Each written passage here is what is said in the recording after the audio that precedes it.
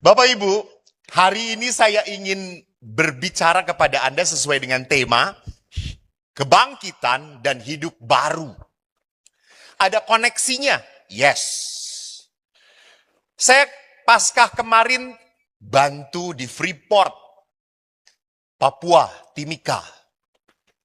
Dan waktu ke sana ada beberapa kisah-kisah yang membuat saya berpikir, apakah ini Paskah? Apakah ini semangat kebangkitan? Seorang ibu cerita, dia seorang ibu yang baik. Dia sangat berbakti, dia sangat sayang dengan suaminya. Dia mencintai suaminya, dan demikian pula suaminya mencintai dia. Lalu, karena mereka dua-duanya belum punya anak, mereka bekerja. Namun setelah lahir anak pertama dan kedua, ibunya memutuskan untuk tidak bekerja. Karena suaminya pun berkata, lebih baik kamu urus anak. Jangan sampai anak kita tidak kenal cinta papa mamanya. Oke. Dan istrinya sangat berbakti. Dia habiskan waktu untuk anak-anaknya. Dia tidak mau anaknya les, diajari karena ibu ini pinter. Tidak hanya itu, ibunya yang mengantar ke sekolah dan menjemput. Bukan hanya itu, dia masak untuk keluarganya. Bahkan dia mengatakan, Romo, setiap suami saya pulang, saya berusaha supaya suami saya tidak merasa terganggu. Saya siapkan makanan yang dia mau. Saya siapkan. Saya mau jadi istri yang baik. Saya bukan istri yang minta dibelikan ini itu. Dan mau saya. Saya mau hidup prihatin dengan suami saya. Namun Romo, setelah 14 tahun perjalanan perkawinan, saya merasa hancur. Seluruh pengorbanan saya percuma. Setelah tahu suami saya selingkuh dengan teman kerjanya. Saya kecewa sekali. Saya sudah berikan hidup saya, waktu saya korbankan. Tapi kok yang saya harus nikmati adalah kesakitan, kepahitan. Saya tidak tahan hidup. Saya mau mati. Saya udah gak mikir anak lagi. Cukup saya disakiti. Gila.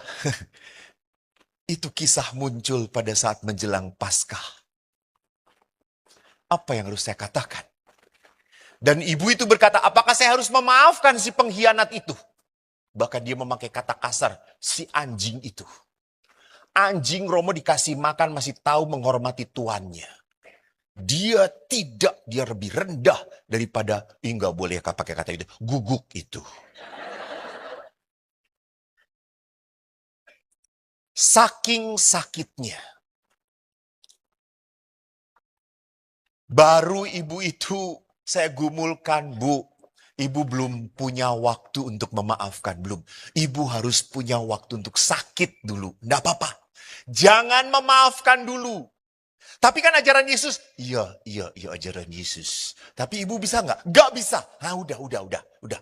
Kita marah aja bareng dulu. Tiba-tiba kisah kedua muncul. Seorang wanita, sudah usia 30-an. Dia cerita dia begitu benci dengan mamahnya. Dua bersaudari. Mamahnya selalu, dia anak pertama, menyalah-nyalahkan dia. Bagi anak pertama, anak nomor 2 itu adalah anak kesayangan mamah. Tapi rupanya setelah di cross check, anak kedua pun merasa, lu kesayangan mama. Mama selalu cerita, lu baik. Dan mamanya ini kasar pada anak-anaknya. Sampai akhirnya anak kedua berontak pergi dari rumah, anak pertama tidak berani. Kasihan Romo, kasihan. Mereka sudah tua. Kalau saya tidak pergi, kalau saya pergi, siapa yang mau mengurus orang tua saya? Kalau saya tidak pergi, sakit Romo. Saya marah terus. Saya pulang kerja sudah capek, masih harus disalahkan oleh mama. Mama itu memperlakukan saya seperti kepada anak kecil. Apa yang harus saya lakukan? Tinggalkan orang tua saya yang begitu menyakitkan? Atau saya tetap bertahan dalam kesakitan? Ikut menderita bersama Yesus? Saya ditanya seperti itu, saya jawab, nggak tahu gue juga. Bingung, emang gue Tuhan Allah? Bingung saya juga.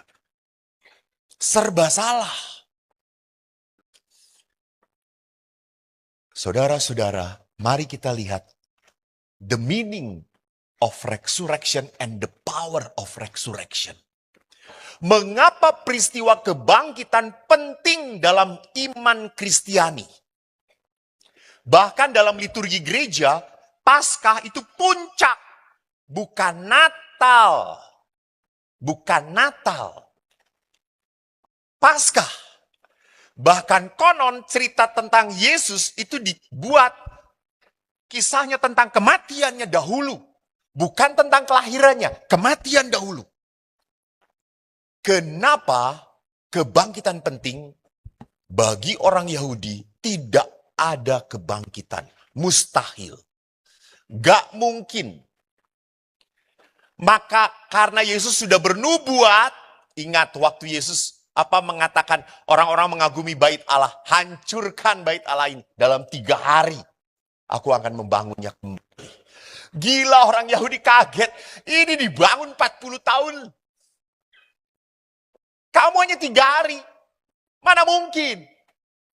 Yesus bernubuat tentang dirinya.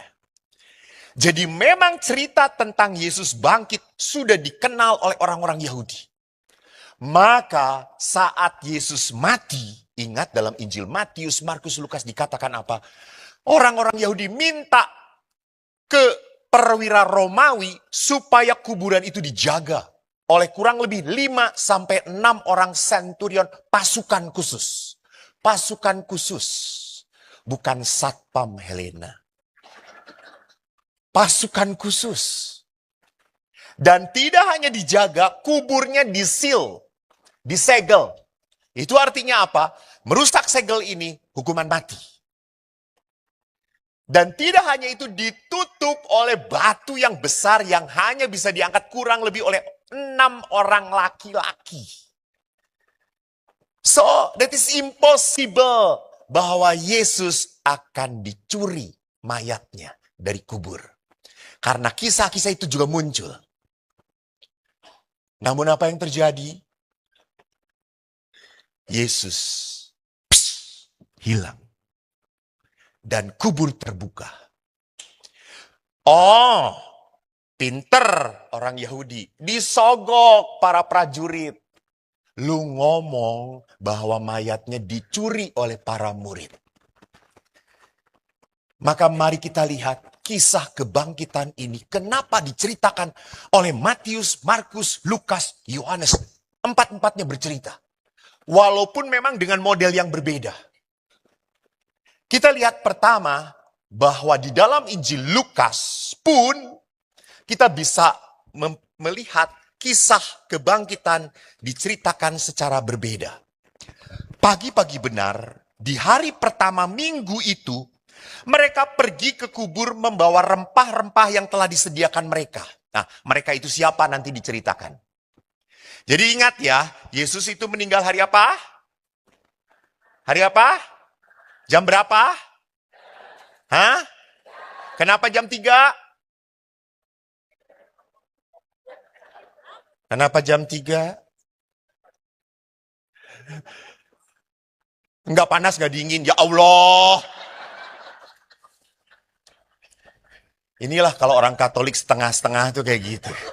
Kenapa jam 3? Siapa yang bisa saya akan kasih hadiah. Pastor Balok bawa ke rumah. Ada nggak Pastor Baloknya di sini? Ada ya. Oh, ada Pastor Balok. Kenapa jam 3? Karena jam 3 adalah saat pembunuhan anak domba Paskah. Jadi bagi orang Yahudi, anak domba Paskah itu dibunuh, disembelih pada jam 3.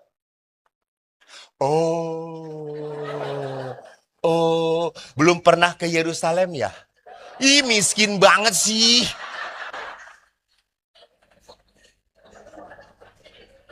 Kasian banget. Jadi Yesus mati jam 3 karena apa? Anak domba Paskah. Yesus itu adalah apa? Nubuat yang terjadi. Reveal. All the said from the prophet, it came to Jesus.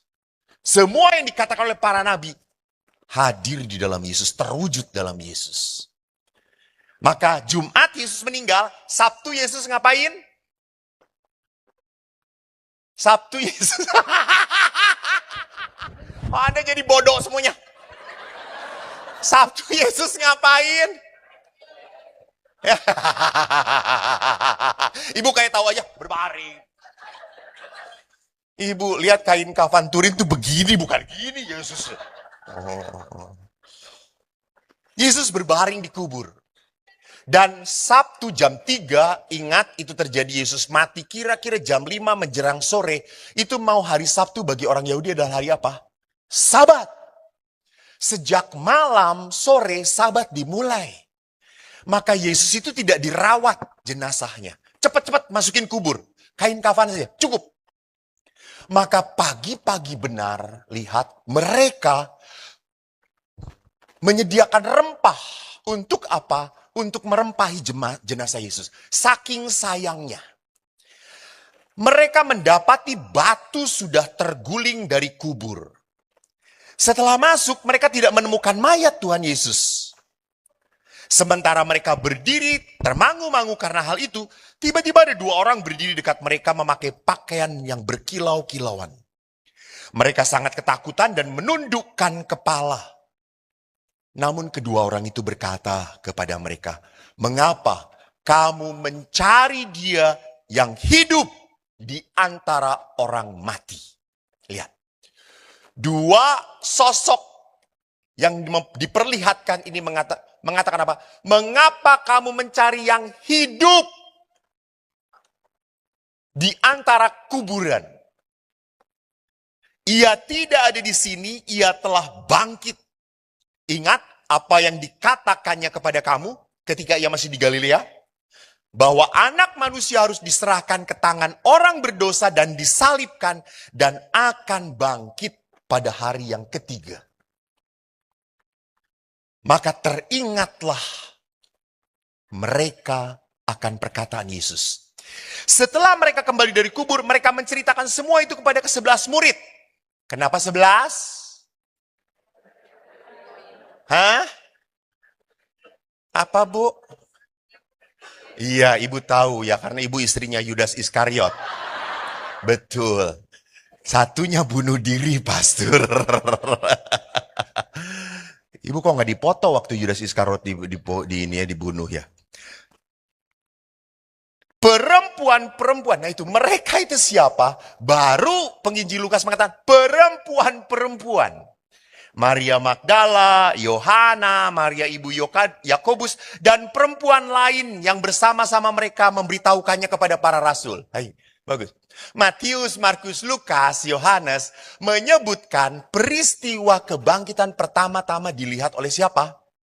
Perempuan. Bukan oleh murid-murid Yesus. Karena Tuhan tahu, kalau laki-laki nggak akan banyak omong. Kalau Petrus duluan, gimana? Hilang. Nggak ada? Udah. Tapi kalau perempuan langsung, Yesus kagak ada. di mana? Kosong. Iya, itu kuburnya kosong, nggak ada siapa-siapa. Iya, iya. Yuk kita lihat. Ayo, ayo, ayo, ayo. Itu perempuan. Dari sejak zaman Yesus, perempuan itu kepo. Jadi bapak-bapak, kalau Anda punya istri cerewet, tenang. Sejak zaman Yesus, cerewet coy. Jadi itu sih udah bawaan orok. Tapi lihat, perempuan itu memberitahukannya kepada rasul-rasul, tetapi bagi rasul-rasul perkataan mereka itu omong kosong. Mereka tidak percaya kepada perempuan-perempuan. Omong kosong. Mereka tidak percaya. Kenapa sampai seperti itu? Maaf, maaf, maaf. Kan biasanya kalau misa, kalau acara apa-apa, doa, pasti banyak perempuannya. Ya toh, laki-laki di sini datang semuanya karena dipaksa oleh istrinya. Kelihatan wajah-wajahnya, penuh penderitaan. Lu ikut, lu ikut. Siapa? Pastor Eko, Pastor Eko. Ih, siapa sih? Maka lihat semua laki-laki di sini penuh panik. Diam aja semuanya.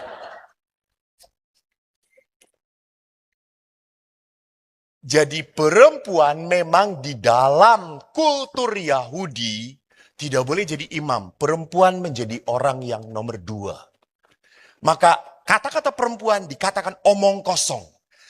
Sungguh pun demikian, Petrus bangun lalu cepat-cepat pergi ke kubur.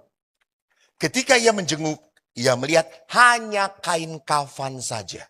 Dan ia pergi lalu bertanya dalam hatinya apa yang telah terjadi. Jadi Petrus pun melihat dan tetap bingung. Kok nggak ada? Bagi perempuan-perempuan, ingat, salah satu perempuan yang selalu muncul dalam Injil Matius, Markus, Lukas, Yohanes. Siapa yang muncul? Selalu digambarkan. Siapa? Maria Magdalena. Seorang yang bukan. Seorang yang dibebaskan oleh Yesus dari apa? 7 kuasa setan. Di dalam kitab suci yang banyak dikuasai setan, wanita. Sampai 7. Dan Yesus membebaskan Maria Magdalena. Maka Maria Magdalena adalah apa? Adalah pengikut Yesus yang setia. Bisa Anda lihat di dalam Injil. Tertulis, Maria Magdalena salah satu yang melayani Yesus dengan hartanya. Sama dengan istri Kleopas juga, Yohana. Mereka melayani Yesus dengan hartanya. Maka kalau Maria Magdalena mengalami berjumpa Yesus, kubur kosong, Maria Magdalena selalu berpikir pasti dicuri orang. Maka dalam Injil Yohanes, Maria ditemui oleh Yesus toh. Lalu Maria berpikir itu adalah tukang kebun. Kemana engkau bawa? Sampai, ibu, apa yang kamu cari? Kemana kau bawa, kau simpan jenazah dia? Sampai akhirnya Yesus berkata, Maria. Baru Maria berkata, Rabuni. Jadi rupanya dalam Injil mau diperlihatkan apa? Pengalaman kebangkitan adalah pengalaman pribadi. Jadi itulah kenapa Yesus menampakkan diri kepada para rasul. Pada saat para rasul ketakutan, tinggal di dalam satu rumah yang terkunci, Yesus hadir. Dan hebatnya Yesus apa? Dia menampakkan bekas luka-lukanya. Kenapa Yesus menampakkan bekas luka-lukanya? Yesus mengatakan, karena dosa kamu aku menderita. Kamu yang menyalibkan aku. Bapak Ibu, seandainya tahun 2026 ini Yesus datang lagi ke Santa Helena. Yesus disalibkan atau tidak? Yesus disalibkan atau tidak? Hah? Tidak.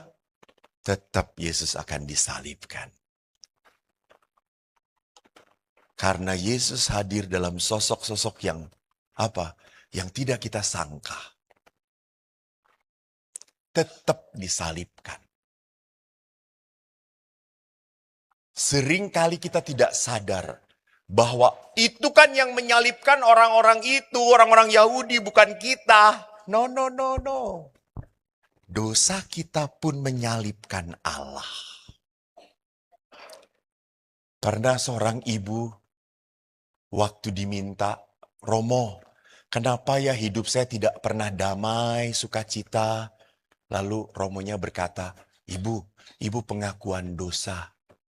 Lalu ibu itu berkata apa? Dosa saya apa, Romo? Dia merasa kalau dosa itu membunuh orang. Nyalakain orang, nipu orang. Saya nggak pernah nipu orang, saya nggak nyalakain orang. Saya nggak pernah saya ke gereja. Apa sih dosa saya? Lihat. Orang itu sekarang merasa bahwa fine-fine aja kok. Baik-baik saja kok. Emangnya kalau ibu nonton drama Korea terus, drama cinta terus, sampai terus ingin nonton suaminya dilupakan, nggak pernah ditanya, itu nggak dosa. Tapi pastor dianya nyebelin. Lihat pulang dari kantor wajahnya, ya ampun kayak pantat kerbau. Jengkelin banget gitu ya. Lihat. Kita selalu mengatakan, saya tuh kayak gini karena suami saya kayak gitu, pastor. Gitu ya. Saya tuh pernah misah, ada suami istri. Pas misah kan selalu damai Tuhan bersamamu. Saya kan kadang-kadang iseng ngeliatin wajah-wajahnya. Itu pasangan suami istri. Suaminya itu ke perempuan-perempuan yang lain. Senyumnya cerah banget. Ya. Damai Kristus, damai Kristus, damai Kristus. Setelah itu ke suami istrinya. Damai Kristus. Istrinya, begitu berat, begitu pahit. Gitu ya. Jadi kita berpikir bahwa keluarga-keluarga lain juga pasti punya masalah, pastor. Iya oke. Tapi jangan pernah lupa bahwa seringkali kita pun gagal mencintai Tuhan. Kita pun mengalami apa? Saya berdosa. Saya menyakiti Allah. Apakah kalau Anda ke gereja tertidur itu tidak dosa? Apakah kalau Anda ke gereja dan menggerutu, si pasturnya khotbahnya lama-lama banget. Ya Tuhanku Yesus, semoga dia sariawan, kegigit. Jadi berhenti khotbahnya. Apakah itu tidak dosa? Apakah kalau datang misa, pas di tengah-tengah. Khotbah apakah itu tidak dosa? Itu meremehkan. Saya sedih banget pernah di Helena. Gue buka kartu karena sekarang saya sudah keluar dari Helena. Aman aku. Itu sedang misa. Helena kan tempat misanya nyaman. Ber-AC coy. Itu si bapak. Itu dari misa bacaan pertama.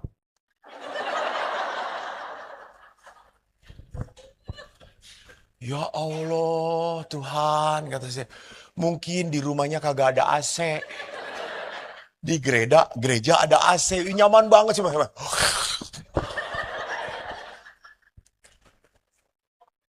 Ya sudahlah saya berpikir positif Tuhan. Dia tidak bisa tidur di rumah dengan baik. Di rumahmu dia bisa tidur dengan baik. Syukur pada Allah. Terus misa dilanjutkan. Bapak kami otomatis harus berdiri dong. Kan malu kalau tidur. Bapak kami dia berdiri. Pas bapak kami itu handphonenya bunyi. Dan apa yang terjadi? Dia keluar. Ya, gimana. Ya Tuhan. hanya untuk 1,5 jam, 1 minggu saja untuk Tuhan. Setengah hati. Dia lupa 24 hour. God bless your life. But I just give 1 hour. In 1 week, it's very hard. Berat. Kita selalu merasa, iya, emang itu dosa. Biasa aja kali. Ya, itu. Kita terlalu mudah, biasa aja kali. Saya kemarin ngasih retret anak SD, kelas 6. Lalu saya tanya, nak, saya punya salib dari Roma. Saya kasih. Siapa sur? Siapa di antara kalian yang belum pernah nyontek? Langsung, susah, ini mah kagak ada. Gitu. Pernah semuanya? Pernah, pastor pernah. Nak, nyontek itu dosa atau tidak? Tidak! Atau mereka kurang ajar gitu ya. Dan itu yang ngomong beberapa anak-anak dari Santa Helena, saudara-saudara. Kenapa tidak berdosa? Kan sama-sama. Dia nyontek, ya saya juga nyontek gitu ya. Lalu satu anak ngomong, Romo, menyontek itu dosa kalau ketahuan. Itu dosanya apes namanya gitu. Lihat, saudara-saudaraku yang terkasih. Bahwa akhirnya bagi para penginjil, pengalaman kebangkitan harus menjadi pengalaman pribadi. Maka Yesus menampakkan diri. Dia tampakkan lukanya. Bahkan pada saat Thomas tidak hadir, Yesus datang dan berkata, Thomas, cucukkan tanganmu ke dalam luka-lukamu. Luka-lukaku dan jangan tidak percaya lagi. Langsung Thomas berkata, ya Tuhanku dan Allahku. Pengalaman. Tetapi pengalaman kebangkitan menjadi pengalaman pribadi, tetapi tidak hanya pengalaman pribadi. Paulus menuliskan, kalau Kristus tidak dibangkitkan, maka sia-sialah semua kepercayaan kita, pemberitaan kita, kami tentang Yesus sia-sia. Jadi memang kebangkitan itu harus menjadi dasar iman kita. Jadi kalau Yesus tidak dibangkitkan, Yesus tuh ngomong ngajarin ini, ngajarin itu, cinta kasih, pengorbanan, hidup yang akan ada penebusan, akan ada sukacita abadi, bohong. Karena mati. Maka kebangkitan adalah dasar dari iman Kristiani. Fondamen yang paling utama. Kenapa? Karena dalam kebangkitan itu berarti Allah membenarkan seluruh perkataan, ajaran, nubuat, dan apa yang diperbuat oleh Yesus. Allah mengatakan dia benar. Ingat, Rasul Paulus menulis surat kepada jemaat di Roma. Upah dosa adalah maut. Maut. Dan Yesus bisa mengalahkan maut dengan kebangkitan. Itu berarti apa? Seluruh dosa bebas karena kebangkitan Yesus. Jadi Yesus mau mengatakan di dalam kebangkitan apa? Kalian anak-anak yang kuselamatkan. Kalian anak-anak yang akan kuberikan tempat mulia di surga. Kalau Yesus bangkit itu pun berarti apa? Saya kelak akan dibangkitkan. Ingat, kredo. Aku percaya akan gereja Katolik yang kudus. Persekutuan para kudus. Terus. Itu lihat. Itu kredo yang setiap minggu kita ucapkan. Aku percaya kepada kebangkitan badan dan kehidupan kekal. So ingat. Kehidupan kekal. Yesus menjanjikan pada kita sebuah kehidupan yang kekal.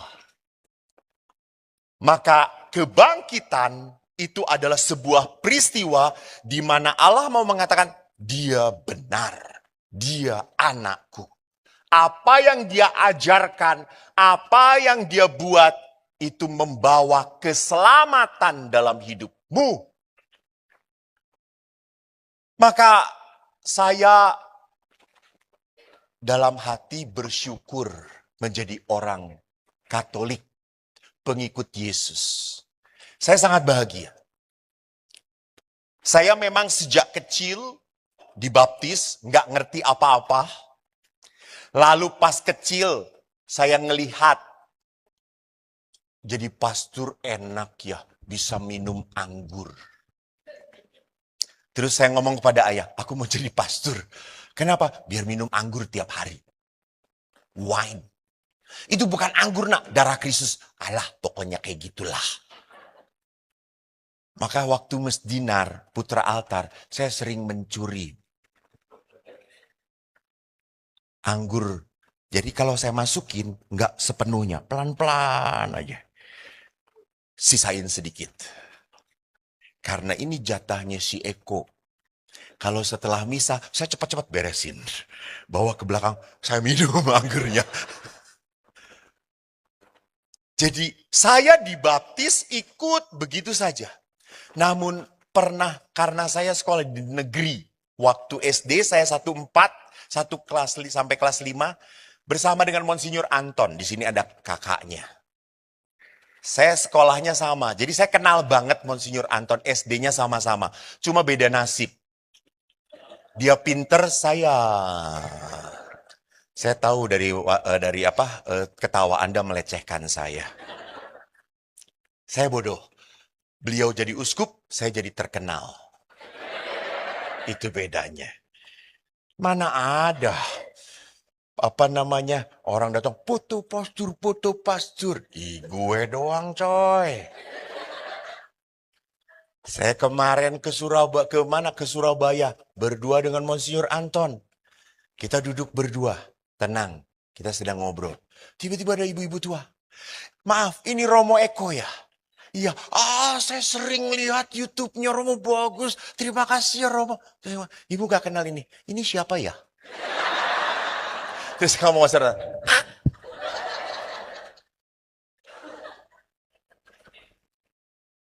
Jadi saya masih bisa bersyukur kepada Tuhan. Waktu SD kelas 5 saya pindah rumah, jadi saya ke SD negeri. Saya ke SD negeri, teman-teman saya cukup banyak yang Muslim. Mereka berkata, Eko, kamu Kristen. Kalau orang Sunda ngomong Kristennya. Mana pengikut Yesusnya? Kayak mun paeh disalib siamane. Saya takut banget. Disalib? Sia ulah jadi Kristen, ngilu Yesus paeh disalib siamane. Saya pulang ke rumah, Bu, kita pindah, Bu, pindah. Kenapa nak? Nanti kalau mati kita disalib, Bu, kata saya tuh. Apalagi ibu berat, gendut, nanti salibnya besar, kata saya itu tuh. Saya akhirnya setelah saya menjadi imam, saya menghayati iman saya, I think agama Katolik adalah agama yang mengajarkan kasih. Satu-satunya. Hanya Yesus yang ngomong, cintailah musuhmu, doakanlah dia, edan. Nggak ada agama lain yang mengatakan, cintailah musuhmu. Enggak, musuhmu hajar, habisin. Dan lihat, seringkali kita tanpa sadar hidup dengan orang-orang yang kadang-kadang membuat kita jengkel, marah, kesel. Ya, siapa? Memang dia bukan musuh, dia suamiku, dia istriku, tapi dia yang membuat aku tidak bahagia. Itu tuh. Apalagi kalau istri itu kalau udah cerita dengan saya, Romo, saya tuh jengkel dengan suami saya. Kenapa, Bu? Kenapa? Dia itu ya, Romo, makin tua makin bodoh. Makin blow on. Bengong, hahe. Gitu ya. Udah gitu botak lagi. Dan sekarang ini Romo, dia itu ya kalau tidur bunyinya ngoroknya makin keras. Saya sebel banget. Pak, kamu tidur sana di luar. Setelah itu makin tua itu makin banyak komplain. Laki-laki makin tua makin cerewet, Romo. Bawel. Kata saya tuh, ibu, suami ibu tuh bernasib seperti itu karena menikah dengan ibu. Jadinya kayak gitu. Jadi lihat betapa berat sekali saya harus tetap mencintai orang yang menyebalkan dalam hidup saya. Maka saya pernah begitu berat sekali pemberkatan rumah. Pas pemberkatan rumah kan saya muter. Lalu ibunya ngomong, ini Romo kamar saya. Hah? Kamar ibu? Ya, saya pasti keberkatin. Saya pikirkan kalau ibu-ibu kan selalu menguasai toh. Ini rumah saya, ini mobil saya, semuanya pakai kata saya. Jadi kalau udah ngomong kamar saya, oh berarti suaminya include. Pas lewat ke satu kamar lagi, ini kamar siapa bu? Suami saya. Hah? Beda bu? Iya. Sudah lama? Sudah. Hampir 10 tahun. Hah? Suami ibu kayak pastor aja sendirian di kamar, kata saya itu. Daripada sekamar ribut melulu, pastor. Ini waktunya istirahat, bukan ribut. Saya tuh ngeliat dia aja, jantung saya tuh langsung deg-degan. Darah saya langsung tinggi, pastor. Saya tuh kalau suami saya nggak ada, normal 120/90. Suami datang dari kantor 150, jadi 200 di atas itu. Terus saya mengatakan, ibu takut jantungan? Iya pastor, bunuh aja dia, kata saya. Lihat, betapa berat. Maka dalam perkawinan Katolik, mengapa apa yang dipersatukan Allah tidak boleh diceraikan manusia? Karena ajarannya adalah kasih. Kasih.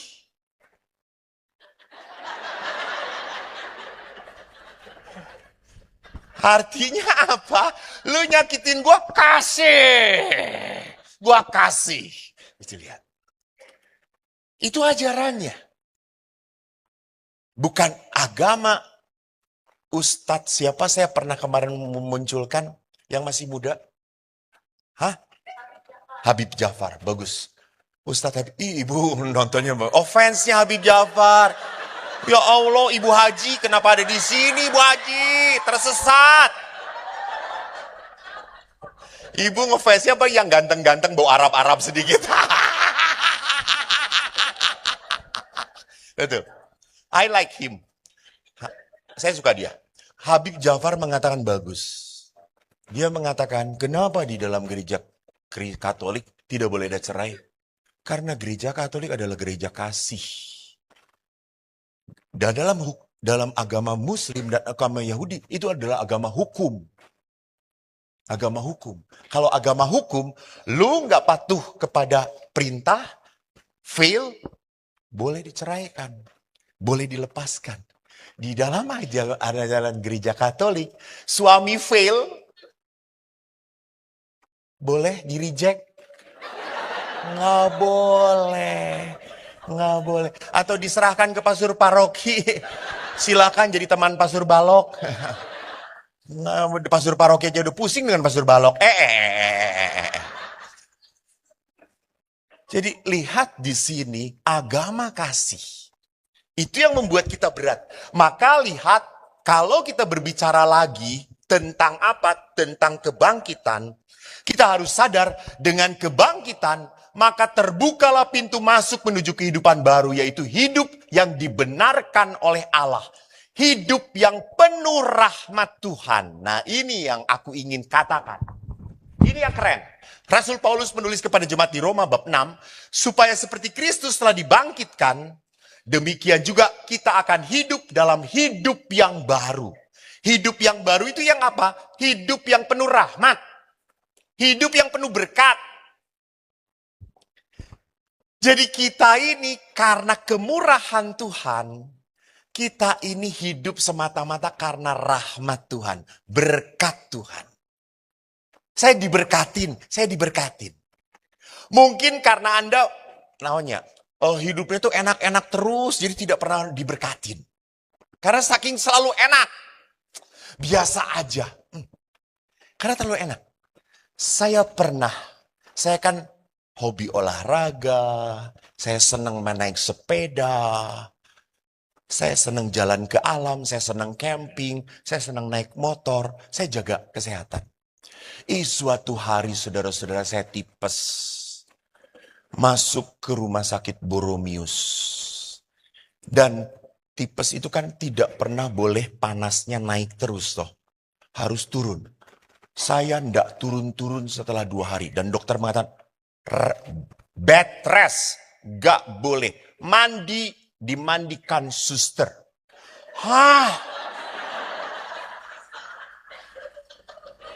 Hahnya itu antara kaget dan berharap. Normal ya Pak ya? Normal, betul. Terima kasih Pak. Bapak menguatkan iman saya. Saya berharap suster-susternya yang muda-muda. Ya Allah, tua semuanya yang datang tuh Tuhan, kata saya tuh. Dan Anda tahu tuh suster tua itu mandiin saya seperti nyuci mobil. Gosrok, gosrok, gosrok, kata saya.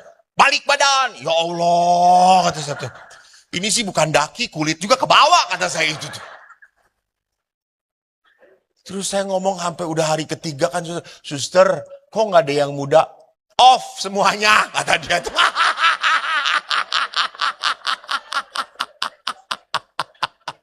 Lalu saya berkata, kalau begitu saya berdoa, semoga besok suster-susternya tuanya dipanggil Tuhan, kata saya itu tuh. Dan waktu saya sakit, saya tidak bisa apa-apa. Saya sedih banget. Saya diem di kamar, nggak boleh banyak gerak. Apalagi dokter yang merawat saya itu terkenal dokter galak banget. Romo, diem. Udah diem, saya matinya bukan karena tifus, karena dibentakin terus, kata saya itu tuh. Galak. Dan tidak boleh umat yang datang itu disensor. Hanya boleh beberapa orang saja. Dan umat-umat Bandung itu kan baik-baik. Kalau datang ke jenguk itu tidak ada yang tangan kosong. Babi hong lah, gitu ya. Ayam kodok lah, gitu. Romo, ini babi hong. Iya, terima kasih. Nanti dimakan ya. Iya, terima kasih. Taruh situ. Taruh situ, gitu ya. Saya hanya bisa makan bubur. Frater-frater datang. Romo makan aja banyak. Bawa, bawa, bawa. Romo tumben udah bertobat. Bertobat lo, kata saudara. Matamu, kata saya tuh. Gua gak boleh makan, tahu nggak? Jadi memang mungkin suatu saat orang harus pernah menderita. Supaya apa? Bisa mensyukuri kehidupan. Betul.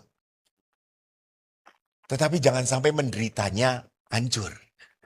Karena ada orang juga, pastor, kemarin saya itu dengan teman-teman saya ke Jakarta naik mobil bareng. Berempat. Kami di tol kenceng di Cipularang. Anda tahu kilometer 90 itu kan yang berbahaya banget. Rem kami blong. Dan mobil kami jungkir. 3 teman saya meninggal. Syukur pada Allah. Tuhan masih mencintai saya, pastor. Kurang ajar. Berarti Tuhan gak mencintai yang 3, kata saya itu. Saya masih hidup, pastor. Saya akan melayani Tuhan. Saya akan melayani Tuhan. Tuhan masih ngasih umur pada saya. Emang kalau melayani Tuhan harus kayak gitu dulu. Tapi memang seringkali manusia butuh disentil oleh Tuhan. Butuh digampar oleh Tuhan. Supaya bisa bersyukur. Betul. Supaya akhirnya, lu ngerti ya. Lu gak bisa apa-apa tanpa gue. Betul. Butuh pengalaman jatuh. Butuh pengalaman sakit. Maka nanti saya lihat. Bagaimana hidup dalam roh ini. Yesus datang tidak hanya membebaskan kita dari dosa. Tetapi juga mau menyatukan kita dengan kasih Tuhan. Oleh karena itulah. Kalau orang mengalami hidup yang baru. Itu berarti apa? Hidupnya harus dalam roh. Hidup dalam roh berarti saya selalu sadar hidup saya harus ada dalam persekutuan dengan Tuhan. Coba saya ingin tanya dahulu. Ibu, Bapak di mana, Bu? Di belakang ya Ibu, ya itulah apa yang dipersatukan oleh Allah, dipecahkan oleh persekutuan doa saudara-saudara. Di sini ada Bro Asyong. Bro Asyong dengan Ibu. Bro Asyong, kalau dalam perkawinan Bapak Ibu berdua, sudah berapa puluh tahun Bro Asyong? 34 tahun. Betul Bu? Betul. Syukur betul. 34 tahun. Setelah 34 tahun dalam kehidupan perkawinan, siapa yang paling penting? Anak atau ibu? Ibu. Bagi ibu, siapa yang paling penting? Bro Asyong. Pinter ibunya. Dia, karena kalau nggak dia, uang jajan nggak dapet gue. Lihat, dalam perkawinan, pada saat saya yang paling penting istri, yang penting suami, suatu saat dia pun menyakiti Anda. Bukan siap-siap, memang sudah terjadi, bisa terjadi. Betul atau tidak? Kalau pada saat saya memusatkan yang paling penting adalah pasangan, suatu saat pasangan itu akan fail, memenuhi kebutuhan saya. Iya atau tidak? Dan saya marah, saya kecewa. Ya. Dan saya tidak suka. Dan saya sakit hati. Betul atau tidak? Betul. Dan akhirnya hidup saya sedih. So, di dalam kehidupan tetap harus pusatnya Tuhan Allah. Saat Anda tidak memusatkan Tuhan, maka hal apapun akan membuat Anda kecewa. Coba itu tadi istri yang saya ceritakan di depan. Dia sudah pusatkan hidup dia untuk berkorban anak-anak suaminya. Pada saat melihat kenyataan suaminya seperti itu, dia sedih, dia kecewa. Pada saat seorang anak merasa bahwa ini ibunya harus disayang, tetapi ibunya memperlakukan dia dan adiknya seperti itu, dia pun sama, marah, kecewa. Jadi kalau orang memusatkan dirinya entah pada orang ataupun pada kesenangan, pasti suatu saat akan mengalami apa? Kekecewaan, kesedihan. Tapi apakah kalau orang memusatkan dengan Tuhan, tidak akan sedih, tidak akan kecewa? Sedih, betul, tetapi bertahan. Bertahan. Kenapa bisa bertahan? Mari kita lihat. Kita tidak mengalami banyak hal, orang dan peristiwa sebagai sumber kegelisahan, tetapi mengalami semuanya itu sebagai jalan yang dipakai Tuhan untuk menyatakan kehadirannya. Jadi masalah, penderitaan itu juga jalan berkat Tuhan. Emang kalau orang sudah banyak berdoa, sudah banyak berderma, pasti usahanya bagus terus? Enggak coy. Bahkan sering yang terjadi orang begitu baik, makin sulit hidupnya. Betul atau tidak? Betul. Karena makin apa? Diperas. Setan tidak suka dengan keluarga-keluarga yang baik. Setan tidak suka anak-anak yang setia. Maka digoda, digoyang terus biar jatuh. Tapi di sini ada beberapa keluarga yang mengatakan, kami tidak pernah digoyang, Pastor. Ya karena sesama setan jangan menggoyang.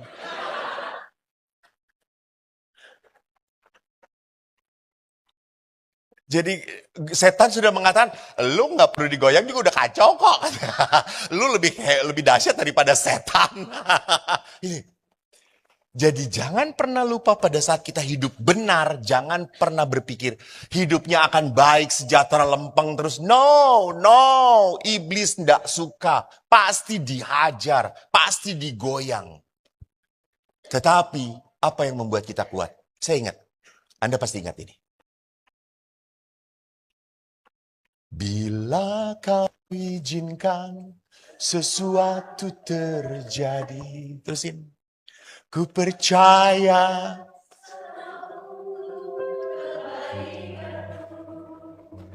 bila nanti telah tiba waktumu.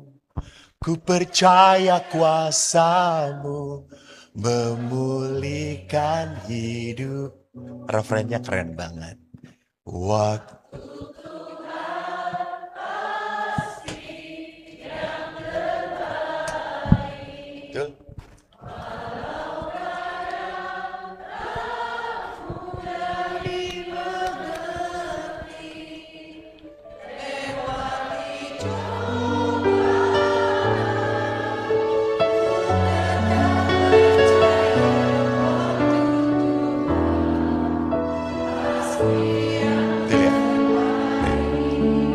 Waktu Tuhan pasti yang terbaik, walau kadang tak mudah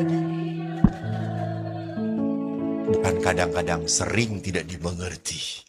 Ya atau tidak? Iya. Coba, berapa pasangan di sini setelah menikah bertahun-tahun merasa menikah dengan orang yang salah? Iya toh?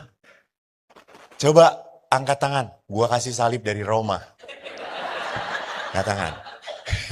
Saya nggak akan tanya, siapa yang pernah nyontek? Ini mau pasti wajah-wajah nyontek semuanya lah. Dan anak-anak juga belajar dari orang tuanya. Pertanyaan saya, siapa yang hidup perkawinannya sejak awal perkawinan sampai sekarang seperti yang dimimpikan, seperti yang diharapkan? Angkat tangan. Oh, semua ibu-ibu yang tidak tahu diri.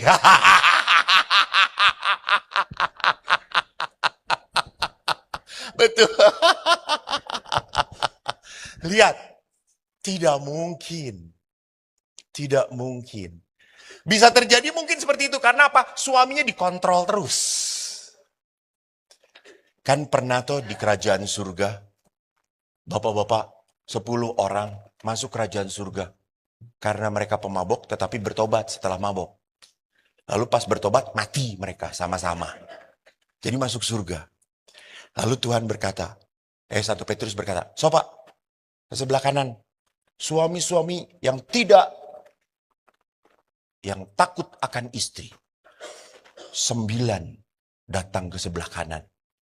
Hanya 1 yang diem di kiri." Lalu Petrus kaget. Bapak tidak takut pada istri? Tidak, tadi WA istri saya mengatakan, kamu diem di situ. Dia tidak takut tapi dia taat, saudara-saudara. Beda gitu ya. Jadi perhatikan, kalau kita lihat apa? Kalau kita lihat jalan kehidupan tidak bisa dimengerti, betul. Tidak bisa dimengerti. Kok bisa saya bertahan? Tidak dimengerti. Lewati cobaan, ku tetap. Nah, ini yang penting. Ini yang penting. Ini bukan waktu Tuhannya. Yang pentingnya adalah apa? Ku tetap percaya ini. Ku tetap percaya. Tapi seringkali kalau kita doa, kita langsung ingin. Jawabannya kapan? Tuhan, jawabannya kapan? Ingin cepat-cepat. Lalu Tuhan akan menjawab, waktu Tuhan pasti yang terbaik. Jawabannya kapan? Waktu Tuhan. Ingat. Coba saya tanya, Bapak Ibu, jujur ya, kalau tidak jujur, pulang mensret. Kalau kita berdoa ya di gereja kita berdoa atau kita doa pribadi, mana? Pada saat kita doa, mana yang benar? Mana yang biasa kita lakukan? Bukannya mana yang benar. Mana yang bisa kita lakukan pada saat kita berdoa? Tuhan mendengarkan saya atau saya mendengarkan Tuhan? Saya ulangi. Pada saat kita berdoa, mana yang sering kita lakukan? Tuhan mendengarkan saya atau saya mendengarkan Tuhan? Siapa elu? Lihat. Kita ngatur Tuhan. Tuhan suruh mendengarkan saya. Saya punya list nih Tuhan. Belum. Ini harus. Ini as soon as possible. Asap, ini asap. Kita punya daftar. Supaya Tuhan lakukan, lakukan, lakukan. Lihat, kita bukan hamba Tuhan, Tuhan hamba kita. Kita menyuruh Tuhan untuk membuat semuanya. Hey, siapa kita? Maka pada saat kita menjadikan Tuhan sebagai pekerja kita, sampai kapanpun saya akan menemukan kekecewaan. Oke? Justru saya harus sadar, Tuhan yang mengatur hidup saya. Dan saya percaya. Maka di sini penting, saya harus ada pertobatan, perubahan hati dalam kehidupan. Maka di sini lihat, terakhir saya mau mengatakan, belajarlah bersyukur dalam segala hal. Jadi pertama, senterkan Tuhan. Kedua, ingat pengalaman sakit, kecewa, mungkin itu adalah pengalaman berkat Tuhan. Dan yang ketiga, bersyukurlah senantiasa. Itu yang Tuhan kehendaki. Itu yang ditulis oleh Rasul Paulus. Berdoa, ucaplah syukur dalam segala hal, sebab itu yang dikehendaki Allah. Maka perhatikan, Ibu Teresa pernah berkata, syukur adalah keutamaan Kristiani yang lebih berani melihat berkat. Memang suami Anda punya kelemahan, ya atau tidak? Ya. Istri punya kelemahan atau tidak?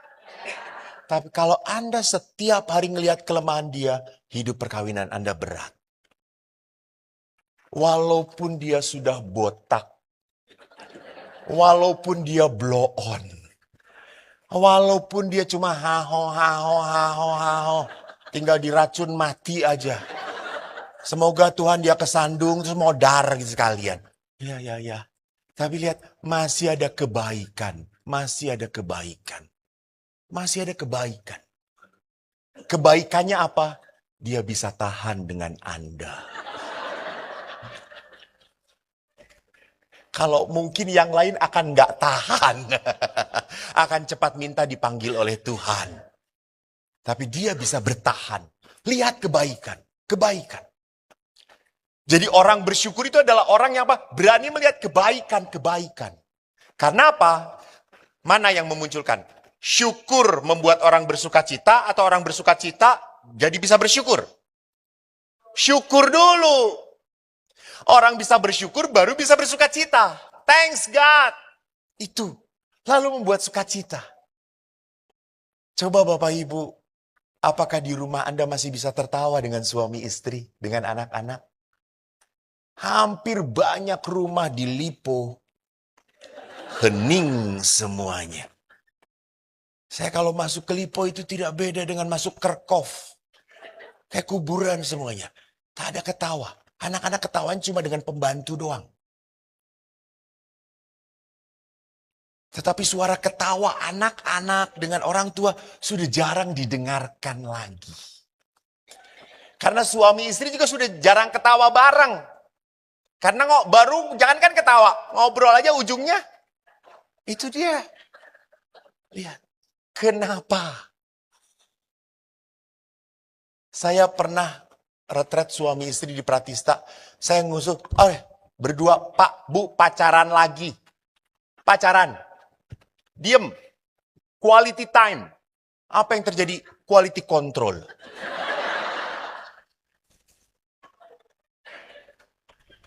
Suaminya lah, lu tuh ya harusnya kayak gini. Harusnya kayak gitu suaminya.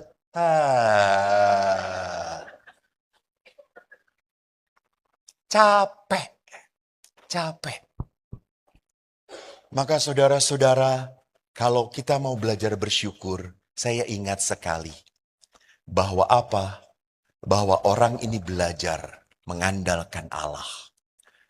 Aku tahu satu lagu yang pasti Anda kenal. Tak usah ku takut, Allah. Bagus, tak usah ku bimbang. Tak usah, Yesus peliharaku. Tak usah ku susah. Roh Kudus hiburku.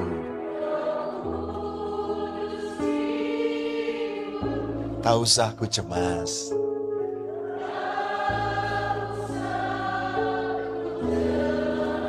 Dia memberkatimu. Bapak Ibu, coba lakukan malam ini dengan pasangan Anda. Tar dulu, jangan referennya. Mak-mak tuh susah diatur, saudara-saudara. Gua yang mimpin, mereka yang ngatur. Coba Bu, dengan pasangan Anda pegang tangannya. Di saat istri Anda mulai ribut, tak usah kau takut, Allah menjagaku. Tolong, belajar saling memberi kekuatan. Bapak Ibu, kalau bukan pasangan Anda yang menguatkan, siapa lagi? Betul atau tidak? Ya, tolong. Jangan-jangan ini malam terakhir. Ya kan nggak tahu toh? Betul. Tolong Pastor Fredai, untuk Pastor Balo. Berdua, tak usah kau takut. Karena Pastor Balok sebentar lagi di kateter, saudara-saudara. Allah menjagamu. Gitu. Berikan kekuatan, berikan kekuatan. Kalau bukan pasangan Anda yang menguatkan Anda, siapa lagi? Bapak Ibu, berkat terindah dalam hidup Anda adalah pasanganmu. Saya punya ayah, itu berkat terindah bagi saya. Maka saya di waktu akhir dengan ayah, saya selalu peluk ayah. Saya kemana-mana, saya peluk dia. Saya pernah lupa, ayah saya berkata, dia senang. Dia selalu peluk saya. Sejak kecil saya nggak pernah peluk ayah. Tapi setelah saya jadi pastor, saya ingin menikmati, he is my dad. Saya peluk dia. Sampai akhirnya 3 bulan yang lalu ayah saya meninggal. Dan saya tidak sempat hadir pada saat ayah menutupkan mata. Saya sedih. Padahal tinggal satu-satunya. Ibu saya sudah meninggal 14 tahun yang lalu. Ayah saya meninggal jam 7. Saya mendarat di Jakarta baru jam 6.30. Karena saya telepon dulu waktu sebelum ayah meninggal. Jam 9 saya akhirnya sampai Bandung. Saya lihat ayah. Saya berkata pada adik-adik, saya memandikan ayah. Lalu adik-adik, aku ikut juga. Lalu saya mandikan ayah. Saya masih bisa bercanda. Ayah, dulu waktu kecil, Eko memandikan ayah pakai air hangat. Sekarang Eko mandikan ayah pakai air dingin, biar kedinginan. Saya usap ayah. Dan setelah saya mandikan ayah, saya peluk ayah. Saya nangis. Ayah tidak memeluk saya lagi. Itulah kehidupan. Saudaraku, keluarga adalah harta yang terindah. Pasangan Anda mau dibuatkan tempat bongpai semahal apapun, tak akan ada gunanya. Cintai dia selama dia masih bersama Anda. Mari, saya ingin Anda menundukkan kepala Anda. Saya ingin Tuhan, kami berterima kasih bahwa kebangkitan-Mu adalah peristiwa yang indah dalam hidup kami. Karena kebangkitan Putra-Mu, kami Kau bebaskan dari dosa. Kau angkat seluruh beban hidup kami. Dan Kau berkati hidup kami. Dan berkat-Mu itu sungguh nyata di dalam keluarga kami. Kau telah hadirkan pasangan hidup. Walaupun kadang dia menyakitkan bagiku. Walaupun kadang dia begitu susah bagi aku. Namun Tuhan, hatiku pernah terpaut padanya. Hatiku begitu mencintai dia. Namun kadang kesakitan ku pelihara. Sehingga aku membenci dia. Aku marah pada dia. Aku kecewa pada dia. Angkatlah ke segala kesakitan dan kepahitan hidup dalam hatiku Tuhan. Aku ingin kembali menghargai pasanganku. Aku ingin kembali menghargai suamiku. Walaupun dia tidak bekerja, walaupun dia usahanya sedang hancur, biarkan aku tetap menopang dia, memberikan kekuatan pada dia.